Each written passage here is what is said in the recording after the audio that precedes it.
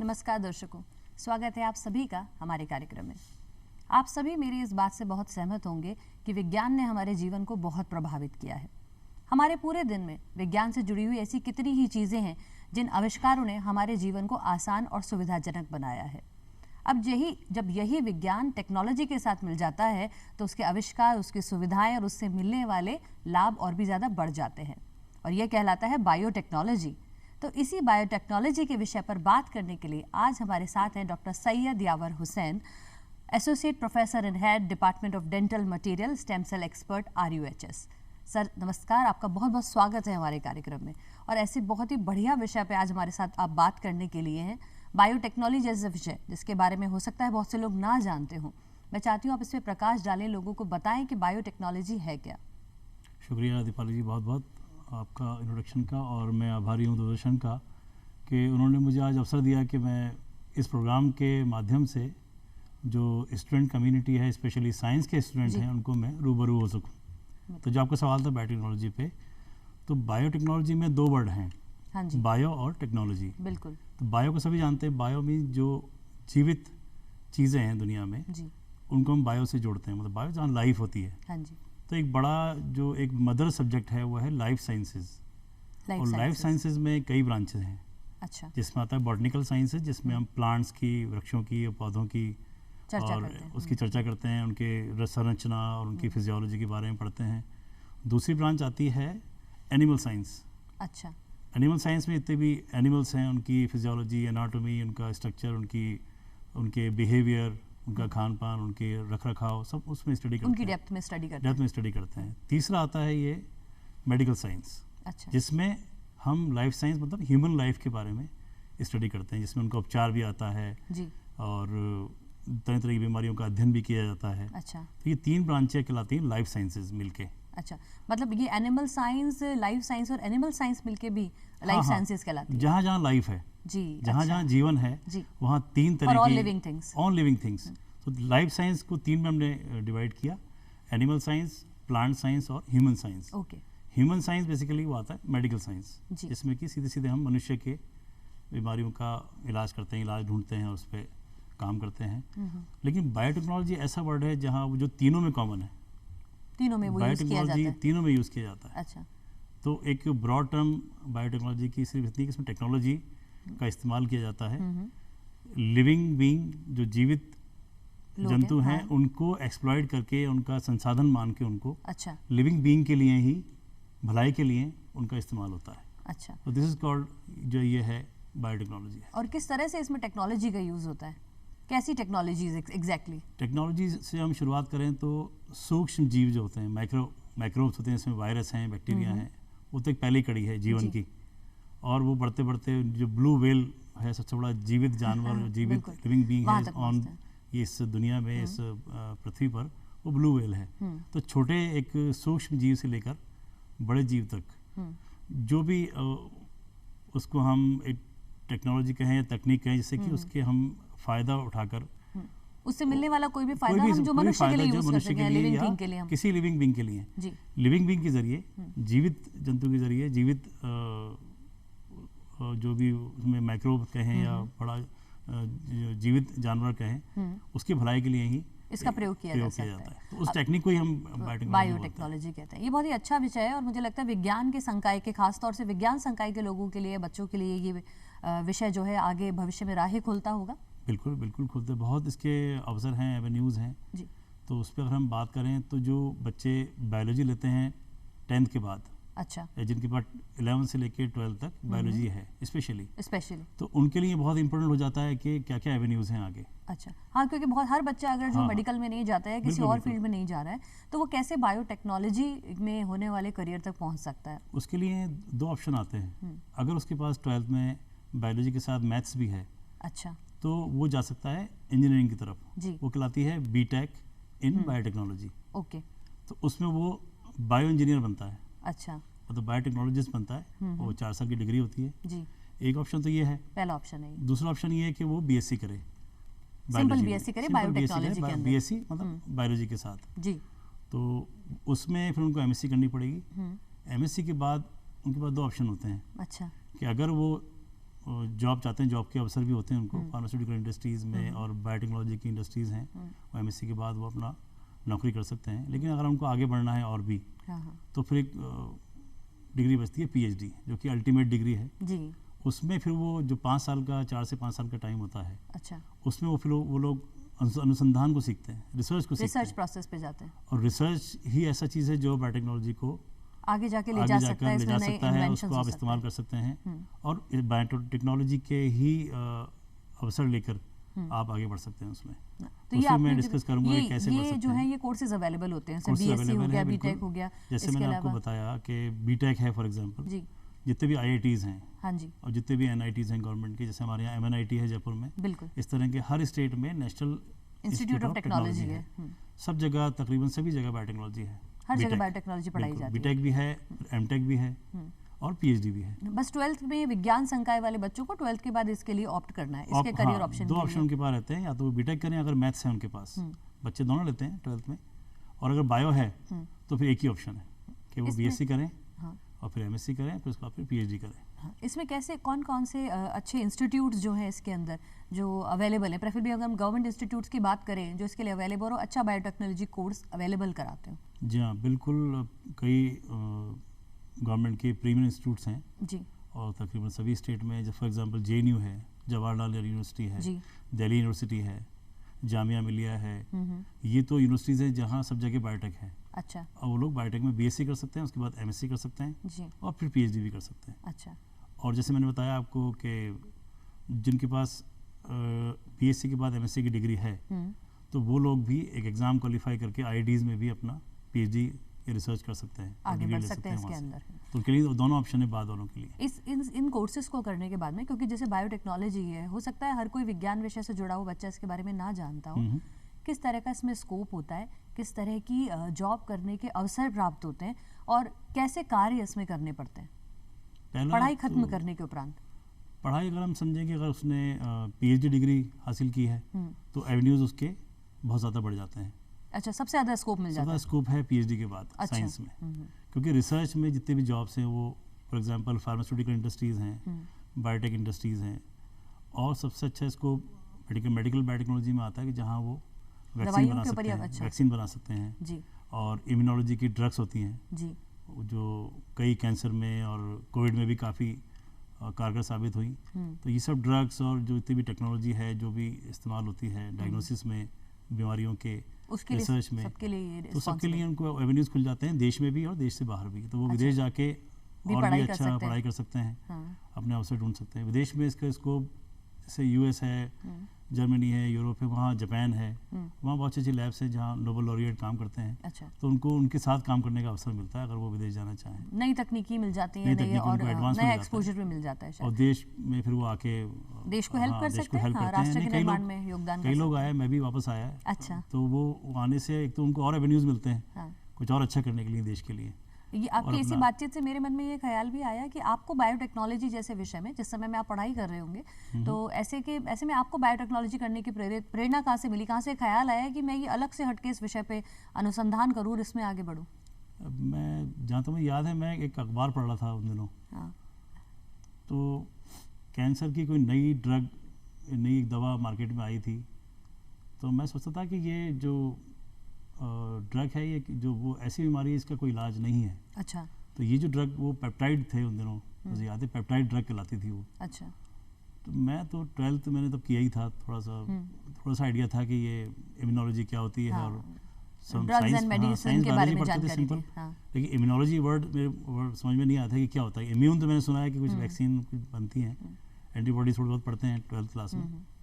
तो वो peptide vaccine मैंने पढ़ी तो मुझे लगा कि नई चीज़ है ये तो कुछ, अच्छा, और ये हमने पढ़ी भी नहीं। हाँ, तो ये कैसे बनती, तो थोड़ा पता लगा कि ये रिसर्च के बाद बनती है। अच्छा, वो काफ़ी रिसर्च करेंगे। हाँ, तो मैंने कहा रिसर्च कौन लोग करते हैं भाई, हम तो अभी बच्चे 12th ही किया है, तो रिसर्च तो बहुत ही बुढ़े लोग, बहुत ही साइंटिस्ट आइंस्टाइन जैसे लोग, हाँ, हम तो अभी बच्चे हैं, हम कैसे कर सकते हैं। तो फिर मैंने स्टडी किया तो पता लगा कि इसमें अभी तो आपको साइंस में आगे बढ़ना होता है। ग्रेजुएशन करेंगे आप, फिर आप मास्टर्स करेंगे और फिर पीएचडी करेंगे। उसमें आप पीएचडी के दौरान आप नई नई चीज़ें, एक्सप्लोर नोबल करेंगे। चीज़ जो आप है वो करनी होती है, उसके बाद पीएचडी मिलती है। मतलब बेसिक क्वालिफिकेशन पूरी करने के बाद अब इसमें आगे फर्दर जा बिल्कुल सकते बिल्कुल। हैं। तो उससे लगा कि मुझे इस डायरेक्शन में बढ़ना चाहिए आगे। और आपके इसी सवाल से मुझे विद्यार्थियों में अधिकांश से पूछे जाने वाले एक और सवाल का जवाब मिला है कि अगर हम किसी भी क्षेत्र में आगे बढ़ना चाहते हैं तो सबसे पहले हमें थोड़ा सा उत्सुक होना चाहिए, साथ ही साथ थोड़ी इच्छा होनी चाहिए और थोड़ा सही गाइडेंस मिल जानी चाहिए। तो ये चीज़ें भी मुझे लगता है साथ में खास हैं। अब हमारे विषय पे जब वापस आते हैं और बायोटेक्नोलॉजी पे ही बात करते हैं, बायोटेक्नोलॉजी आजकल बहुत चर्चा का विषय भी बना हुआ है। कुछ समय से ही इसका एक अलग ही तरह से उत्थान हुआ है, एमर्ज हुआ है, कैसे और क्या इसने खास बेनिफिट दिए हैं ह्यूमन बींग्स को? बायोटेक्नोलॉजी ने बहुत बेनिफिट्स दिए हैं, बहुत मतलब अनगिनत बेनिफिट्स हैं जी। थोड़ा सा हम पीछे चले कुछ दशक पीछे, तो बायोटेक्नोलॉजी जो इंडिया में आई सबसे पहले वो डॉक्टर एम एस स्वामीनाथन लेकर आए। अच्छा। जहाँ तक मैं समझता हूँ, जी। क्योंकि उस वक्त फूड शॉर्टेजेस थी, फसल किसान खड़ी करता था लेकिन वो कुछ कीड़ा लग जाता था उसमें या कुछ ऐसा लग जाता था, वो पूरी फसल ख़राब हो जाती थी। तो वो जो एक संवेदनशील फसलें थी वो उस सर्दी का, पाले का और जो भी उसमें पेस्ट थे हानिकारक, उससे विथस्टैंड नहीं कर पा, मतलब वो ठहर नहीं पाती थी। हाँ, कहीं ना कहीं कुछ समस्या रहती थी फसलों तो के उसमें साथ। ऐसा लगा कि ऐसा हम क्या करें, क्या रिसर्च करें कि हम ऐसी तैयार करें फसल, या ऐसी पौध तैयार करें, ऐसी वैरायटी तैयार करें जी। जो विथस्टैंड करे, जो लड़ सके रोगों से, जो प्लांट के रोग हैं या जो बैक्टीरिया, वो बैक्टीरिया भी होते हैं उसमें, फंगस भी होते हैं, और उस वक्त उपलब्ध दवाइयों से वो सॉर्ट आउट नहीं हो रहा था। नहीं हो पा रहा था। जी। तो स्वामीनाथन साहब ने एक हरित क्रांति के नाम से शुरू किया जी, मुहिम, बिल्कुल। सबने सुना होगा, हाँ, सभी बिल्कुल। लोग जानते होंगे हरित सभी क्रांति के जानते बारे हैं। में। तो उन्होंने ऐसी सी वैरायटी बनाई गेहूं की, चावल की, दालों की, हाँ। सब्जियों की, कि वो बड़ी बड़ी हार्ड कंडीशंस में भी हाँ। वो सर्वाइव कर जाती थी। तो उससे एक रेवोल्यूशन आ गया देश में। खाद्यान्न की जो कमी आज नहीं है हमारे पास, हाँ जी। दुनिया में है लेकिन हमारे हिंदुस्तान में नहीं है। क्यों? क्योंकि उसी की वजह से कि हमारे पास ऐसी वैरायटीज़ हैं, ऐसी फसलें हैं हाँ। कि वो हर टफ कंडीशंस में, हर उसमें ये तो बहुत बड़ा सूखे योगदान है। में जहाँ हमें विदेशों से हमारा खाद्यान्न मंगाना पड़ रहा था, वो अचानक बिल्कुल। बंद हो गया और हम अपना खुद का अनाज हम उत्पादन एक्सपोर्ट करने लगे एक्सपोर्ट कई करने सालों लगे। से, कई दशक से, वो बायोटेक्नोलॉजी की वजह से। जी। लेकिन जो पॉपुलर, आम जनता में जो पॉपुलर हुई है बायोटेक्नोलॉजी, जी। उसके लिए दूसरा जो आता है वो ये अभी हाल ही में जो पैंडेमिक आया, हाँ। कोरोना, जी। इसमें जो वैक्सीन आपने सुनी होगी, वैक्सीन लग गई, वैक्सीन बहुत सारी कोविड वैक्सीन, वैक्सीन। हाँ। तो वैक्सीन बायोटेक्नोलॉजी के जरिए ही बनी है। हाँ, ये तो सबसे बड़ा योगदान है बिल्कुल, ह्यूमन बिल्कुल। बीइंग्स के लिए। बहुत से कैंसर का इलाज, बहुत सारी दवाएं बनती हैं जो बायोटेक्नोलॉजी से बनती हैं, इनको बोलते हैं मोनोक्लोनल एंटीबॉडीज़। जी। और कुछ दवाएं बनती हैं वायरसेस से, जैसे उनके एंड में होता है VIR, अच्छा। और जो एंटीबॉडी से बनती है उनके लास्ट में होता है AB, अच्छा। MAB। अच्छा। तो इस तरह की दवाएं वो बायोटेक्नोलॉजी के अनुसंधान के बाद ही बनती हैं। स्पेशली वैक्सीन ऐसा हमारा एग्जांपल है जो अभी बहुत बड़ा कोविड एग्जांपल तो आपने वैक्सीन, दे ही दिया है कि कोविड वैक्सीन की अगर हम बात ये करें, बायोटेक्नोलॉजी की हाँ, देन है, जो ह्यूमन बीइंग्स के लिए एक बहुत बड़े विनाश काल की तरह आया बिल्कुल, था, बिल्कुल। उसमें से निकालने हमें। बिल्कुल, इसके अलावा आपने हमें जो 3 कैटेगरीज बताई, प्लांट की बताई, अपने ह्यूमन की बताई और एक अपने एनिमल्स की बताई, तो और इस क्षेत्र में भी क्या बायोटेक्नोलॉजी का कोई योगदान है? तीनों क्षेत्रों की अगर हम बात करें। जैसे मैंने आपको बताया, प्लांट में तो भी बताया हाँ, मैंने। बिल्कुल। एनिमल बायोटेक्नोलॉजी में जो ब्रीडिंग है, कई प्रजातियां ऐसी हैं हमारे जंगलों में या वैसे जो ख़त्म हो रही हैं। अच्छा। तो उनको ब्रीडिंग के जरिए डिफरेंट सर्वाइव करवाया जा रहा है। हाँ, हाँ। उनके जो DNA होता है उसको प्रिजर्व करते हैं। ओके। कि कुछ जातियां ऐसी हैं जो विलुप्त होती जा रही है, कगार पे विलुप्त हैं। होने के कगार पे है। तो उनका जर्म बैंक लाता है वो, जर्म प्लाज्म बैंक। अच्छा। तो उनके DNA को हम प्रिजर्व कर लेते हैं, जो बायोटेक्नोलॉजी होते हैं जो ओके, ताकि वो आगे, तो आगे हमें मान लो वो अगर नजर वो- आ सके। बिल्कुल, वो बिल्कुल। ये तो बहुत ही बढ़िया प्रयोग है कि ऐसे कोई भी तो, जानवर जो हाँ, हमें conserve लगता है करने नहीं के देखे। लिए अच्छा, इस तो भारत में टेक्नोलॉजी ऐसे का- ऐसे किस जानवर को लेकर के ये टेक्नोलॉजी यूज हुई है? अभी तो मेरी नॉलेज में नहीं है क्या, लेकिन वो यूज़ करना चाहिए जी। इस टेक्नोलॉजी को। तो कई प्रजातियां ऐसी हैं, चीता बाहर से मंगाया हमने, हाँ। जबकि चीता यहीं होता था। जी। अब वो यहाँ नहीं है, एक्सटेंट हो चुका, तो हमें बाहर से वो करना पड़ा। तो उसको ऐसी ही लाना विलुप्त पड़ा। होती जातियों को हम इससे बिल्कुल बचा सकते हैं। बचा सकते हैं। DNA कोई ऐसा बैंक। एक नया टर्म भी मैंने सुना है बायोटेक्नोलॉजी में, जिसके बारे में आजकल बहुत चर्चा हो रही है और जो यूथ भी जिसे लेके बहुत एक्साइटेड रहता है, स्टेम सेल की जो ये टेक्निक है, बड़ी नई है। बिल्कुल, बहुत लोग अभी तक अवेयर ही नहीं है इस फैक्ट से कि इसमें कितना अपने आप में एक विस्मित कर देने वाली ये एक टेक्नोलॉजी है। इस पर आप प्रकाश डालें, क्योंकि आप तो स्टेम सेल एक्सपर्ट भी हैं। जी जी जी।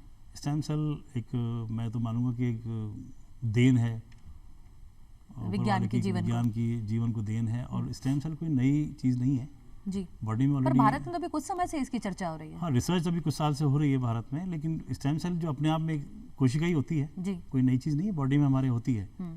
तो 2 तरह की स्टेम सेल होती हैं। एक तो होती है एम्ब्रियोनिक स्टेम सेल्स, जी। जिससे कि एम्ब्रियो बनता है और एम्ब्रियो से ह्यूमन बीइंग तैयार हो जाता है। हाँ जी, तो बिल्कुल। उनको बोलते हैं एम्ब्रियोनिक स्टेम सेल्स।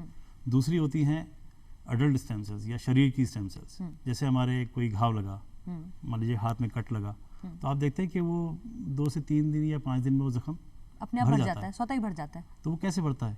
वो इसी वजह से बढ़ता है कि वो अडल्ट स्टेम सेल्स होती हैं बॉडी में हमारी, जो फौरन रीजनरेट करती हैं उस टिश्यू को, और वो घाव फिर जल्दी भर जाता है।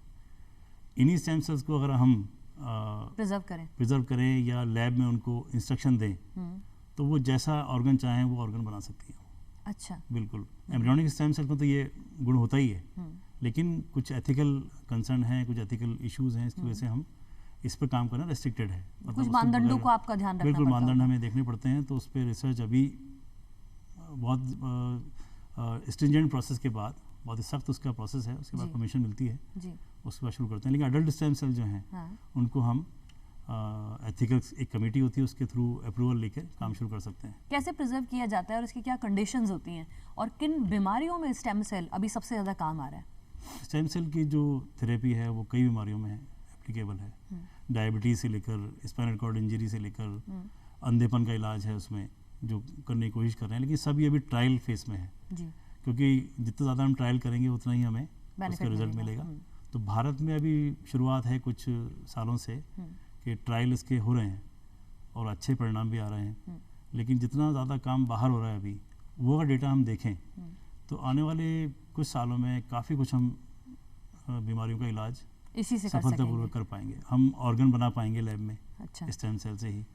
मतलब जो पेशेंट है इसके ऑर्गन फेल हो चुके हैं, लीवर, इंटरनल ऑर्गन्स की बात कर रहे हैं? बिल्कुल बिल्कुल, इंटरनल ऑर्गन्स, ओके। उनके अगर मान लीजिए लीवर डिस्ट्रॉय हो चुका है, बिल्कुल भी उसमें लाइफ नहीं बची है, उसको रिप्लेस करना ही पड़ेगा, तो हम उसी की स्टेम सेल लेकर बॉडी से जी हम उसका लीवर बना सकते हैं। तो क्या ये स्टेम सेल किसी भी एज के स्टेज पे ली जा सकती है, या फिर इसको रिजर्व करने का, रिसीव करने का भी एक कोई पर्टिकुलर टाइम होता है? सबसे अच्छा टाइम जो इसका आदर्श या आइडियल टाइम कहलाता है वो चाइल्ड बर्थ है। At the time of birth, बिल्कुल। जो स्टेम उसकी जो अम्बिलिकल कॉर्ड होती है जी, और जो ब्लड होता है उसमें अच्छी मात्रा में स्टेम सेल्स होती हैं। अच्छा। और उनको आइसोलेट करना भी बहुत इजी होता है। अब यही स्टेम सेल के ऊपर हम बात करें तो क्या बायोटेक्नोलॉजी में इसे पढ़ने के लिए किसी एक खास ब्रांच को सेलेक्ट करना पड़ता है, या फिर साधारण बायोटेक्नोलॉजी के थ्रू आप स्टेम सेल एक्सपर्ट बन सकते हैं? बिल्कुल बन सकते हैं, क्योंकि बायोटेक में सब पढ़ाया जाता है। बायोटेक के जो मास्टर्स होता है स्पेशली जी, मास्टर्स में ये सारे सब्जेक्ट होते हैं। इसमें एक सब्जेक्ट होता है सेल बायोलॉजी जी, या उसको बोलते हैं मॉलिक्यूलर सेल बायोलॉजी। हम ज़्यादा मैं स्पेसिफिक वही कहूँ विशेष रूप से, तो मॉलिक्यूलर सेल बायोलॉजी में पूरा ये हमें पढ़ाया जाता था कि सेल को कैसे हम ग्रो करेंगे, कैसे उसको एक्सपेंड करें, मतलब कैसे उसको उसमें बढ़ाएं उसका नंबर। अच्छा। तो यही सबसे करना होता है, इम्पोर्टेंट काम ये होता है कि सेल को कैसे आइसोलेट करें हम किसी भी जीव जंतु से या ह्यूमन से या किसी टिश्यू से, और उसको हम कैसे ग्रो करें लैब के अंदर।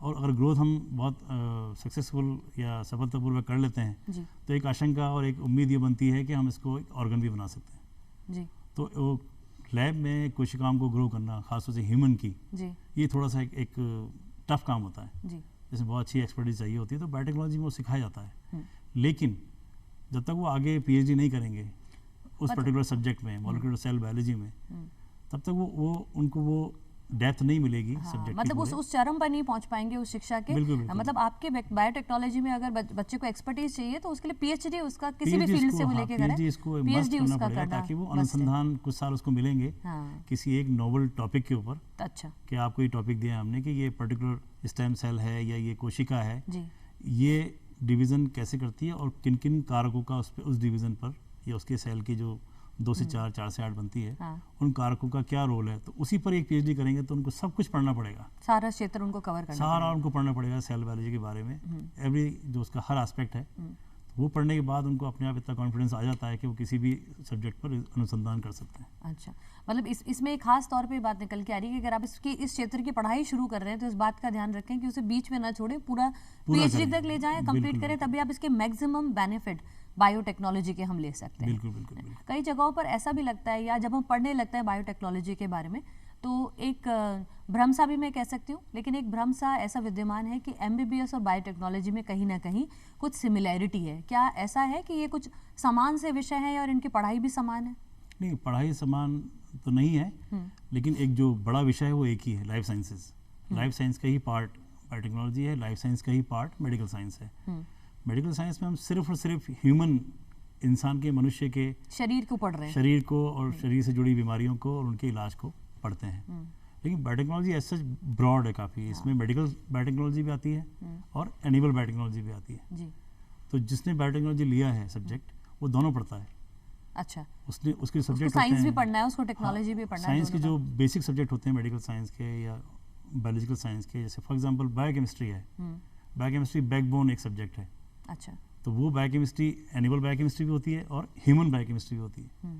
जब वो ह्यूमन बायोकेमिस्ट्री पढ़ेगा तो ह्यूमन जो फिजियोलॉजी उसको भी पढ़ना पड़ेगा उसको, और जो बायोकेमिस्ट्री के पाथवे हैं जिनमें कोई गड़बड़ी आने से बीमारियां होती हैं तो वो वही उन सबके पढ़ेगा। लिए भी ये हाँ तो फायदा वो करेगा। कहलाएगा एनिमल मेडिकल बायोटेक्नोलॉजी, ओके, जिसमें ह्यूमन से जुड़ी हुई परेशानियों को या परिस्थितियों को, क्लिनिकल परिस्थितियां हैं या थेरेप्यूटिक परिस्थितियां हैं, वो सब उनको इस सब्जेक्ट में पढ़ना पड़ेगा। लेकिन बायोटेक वाला दोनों पढ़ सकता है, दोनों पढ़ाई कर सकते हैं, मतलब मेडिकल का भी ऑप्शन है, टेक्नोलॉजी का भी ऑप्शन है, उसके दोनों बाद दो animal, रास्ते हाँ, खुले बिल्कुल, हुए हैं, बिल्कुल, है ना। साथ ही साथ इसमें क्या सरकारी नौकरियों के लिए गवर्नमेंट सेक्टर्स पे अगर बच्चे जाना चाहें, जो बच्चे विदेश नहीं जाना चाहें, तो क्या इसमें पढ़ाई करके इस तरह की जॉब्स भी अवेलेबल होती हैं? आप सरकार के लिए sectors के लिए में- भी सेवा कर सकते हैं, बिल्कुल बिल्कुल अवसर है। मैं भी उसी सरकारी क्योंकि रिसर्च अधिकांश ऐसा माना जाता है ना कि निजी तौर पे हम रिसर्च को ज़्यादा बढ़ावा दे पाते हैं, तो क्या सरकारी तौर पे भी जो यूथ है वो जुड़ सकता है इसमें? मैं कहना चाहूँगा, इससे जब मैंने मास्टर्स किया था तो तब एवेन्यूज़ अपॉर्चुनिटीज़ जो थी बहुत कम थी 20 साल पहले। अब मैं देख रहा हूँ काफ़ी अपॉर्चुनिटीज़ गवर्नमेंट में हैं। गवर्नमेंट के बहुत ही मशहूर और फेमस इंस्टीट्यूट्स हैं, जैसे NII है, national institute of immunology, ICGE भी है। तो गवर्नमेंट ने, सेंट्रल गवर्नमेंट ने स्पेशली बहुत सारे इंस्टीट्यूट हर स्टेट में खोले हैं। अच्छा, तो वहाँ सब वो बच्चे ज्वाइन कर सकते हैं as a scientist B, scientist C, बहुत अच्छी साइंटिस्ट जॉब्स डी। के बहुत अच्छी मतलब सैलरीज होती है इसमें उसकी, अवसर बहुत, हैं। जी हाँ, बहुत अच्छी सैलरीज होती है उसकी, बहुत एवेन्यूज़ होते हैं कि वो अपना मन की बात, अपने जो उनका जो स्वप्न है जो कि चाहता हम है कुछ करें नया और आम जनता के लिए कुछ भला कर जाएं, तो उनको सरकार बहुत अच्छी फैसिलिटीज़ देती है उन इंस्टीट्यूट्स में। आज आपके साथ इस विषय पे चर्चा करके ना सिर्फ जानकारी बढ़ी, साथ ही बहुत ही मज़ा आया, और ठीक मैं ऐसा महसूस करती हूँ कि हमारे दर्शकों को भी ऐसा ही लगा होगा, इतनी उनकी जानकारी में वृद्धि हुई होगी। साथ ही ये भी पता चला होगा सर के अनुभव से कि ऐसे नए विषयों में जाने के लिए आपको थोड़ा सा इंक्विजिटिव होना होता है, आपको अपने अंदर एक उत्सुकता बनाए रखनी है। साथ ही साथ जब आपने इस कार्यक्रम की या इस विषय की शुरुआत करी है तो उसके पूरे अंत तक जाएं। जैसा सर ने अपने मैसेज में भी बार बार कहने की कोशिश करी है कि बायोटेक्नोलॉजी के विषय को लेने के बाद में PhD तक आप ज़रूर पहुँचे और रिसर्च करें, तभी आप इस विषय में अधिक से अधिक ऊंचाइयों पे जा सकते हैं और ज़्यादा सेवा कर सकते हैं। उम्मीद करते हैं आज आपको हमारा ये कार्यक्रम बहुत पसंद आया होगा और आपके लिए जानकारी से भरा रहा होगा। धन्यवाद। इसी के साथ हम विदा लेते हैं।